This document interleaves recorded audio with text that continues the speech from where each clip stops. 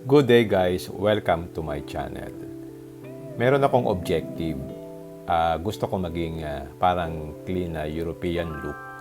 So yun ang inspiration ko. Gusto kong palitawin ngayon yung stainless lang doon sa window, no? Para lumabas siya ng mas maganda. Kasi yung handle niya na chrome is parang nakaka-distract. So I want it to be black. Kaya ipapa-dechrome ko siya. Tingnan ninyo ang itsura niya ngayon. And then we will compare it later pagkatapos ko siyang maiba-dechrome. So ito yung mga before shots niya. Tingnan ninyo mabuti.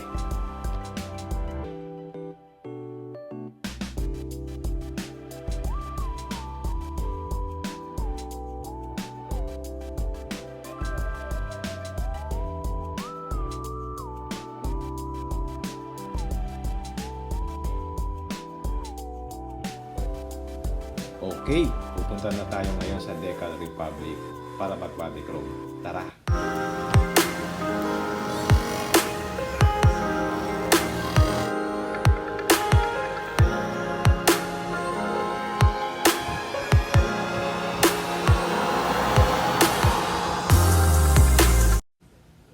We're now on our way to Decal Republic.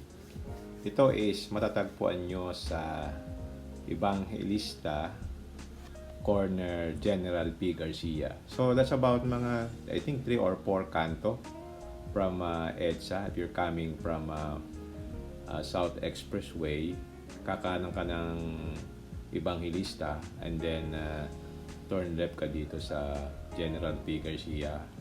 Then you will see yung kanilang shop. Maliit lang na shop siya. Ito siya oh.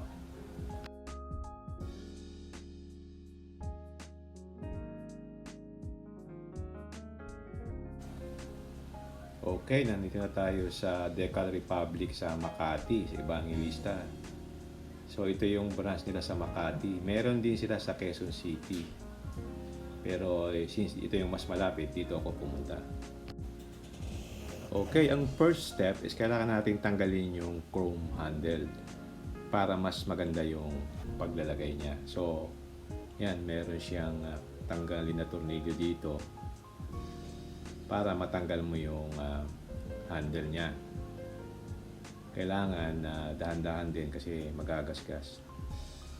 So meron nga pala diyang yung pinaka-cable na nakakabit doon sa handle. Yun ang pag pinipindot mo pagka yung pinubuksan mo yung pintuan. So meron diyang tornilyo din sa loob, no, kailangan mong tanggalin. Yan ang itsura nung pag natanggal na yung handle, ito yung pindutan dun sa handle. Okay, punta naman tayo dun sa rear door, no? So ganun din, tanggalin mo yung rubber na cover para mapaluwag mo yung tornilyo, and then paikutin mo siya ng counterclockwise. So madali lang siyang matanggal. Ito kasi sa likod is wala siya yung cable or wiring para doon sa pindutan, kaya madali siyang matanggal. So dire-diretso lang, simple lang, mababaklas mo na kagad. Yan o.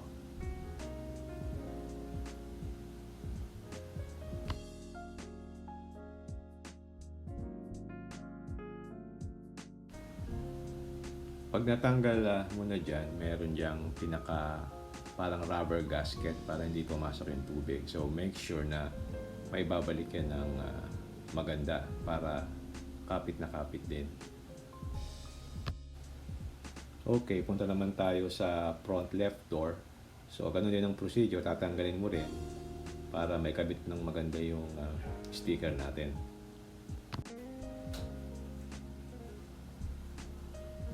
Okay, simula na tayo. So kailangan nating linisin yung handle cover para mas maganda yung kapit ng sticker. Katapos, nag-cut sila ng sticker. Ang pinili ko pala yung gloss para magmukha siyang paint, kasi kung matte, hindi siya magmumukhang paint. So dapat integrated yung look dun sa black na shiny paint.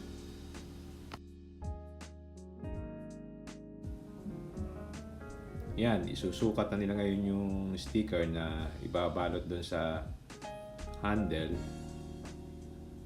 Tatanggalin yung pinaka-backing sa likod para kumapit doon sa handle.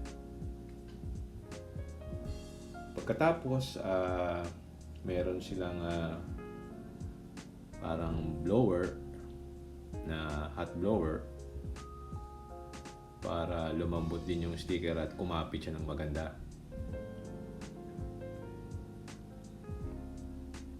So kailangan matyaga ka talagang magkabit niyan.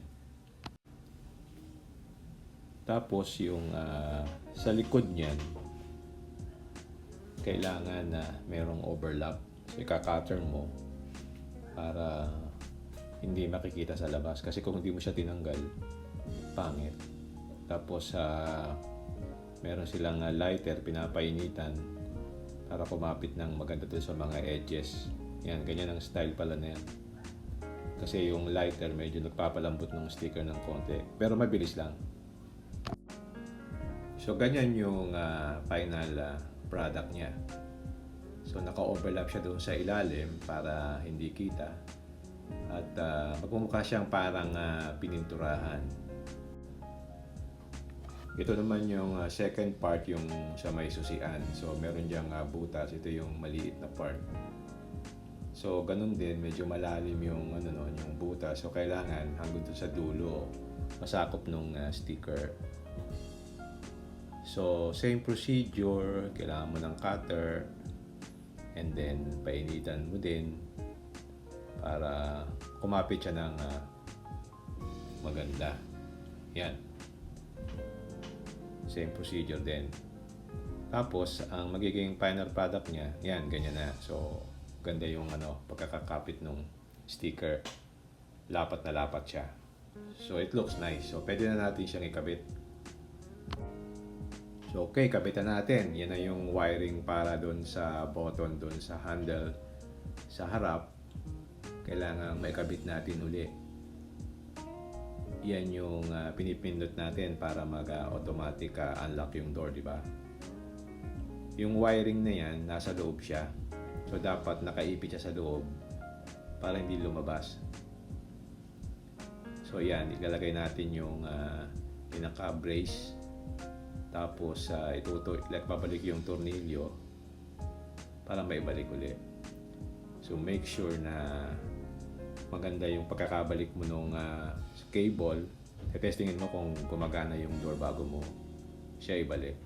Kasi pag itornilyo mo na yan, hindi mo na ulit siya may babalik. Yan, nakakabit na siya. All black na ngayon yung door. Maganda na siyang tingnan. Ito naman dyan sa likod, ganun din.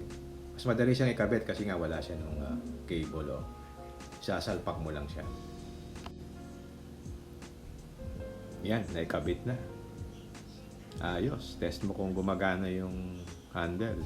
Tapos, ibabalik ulit natin yung rubber na takip. Okay, tapos na tayo. Thank you kay Raymond at saka dito kay Romel from Decal Republic. Okay, tapos na. Pauwi na tayo. Medyo umaambon lang. So, tingnan natin pagdating sa bahay kung anong itsura nito. Maganda ba o pangit? Kayo ang mag-judge. Please comment below. Ayan na ang itsura niya. Yan ang final look. Tingnan ninyo. Wala na yung umaangat na silver. Ganda, di ba? Ngayon na-highlight na yung chrome dun sa window line, which is cleaner look.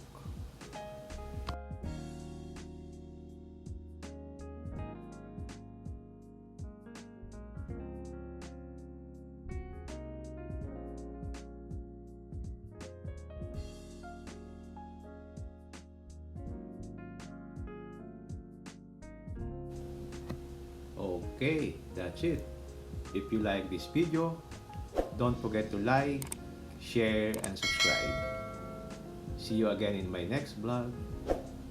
Bye!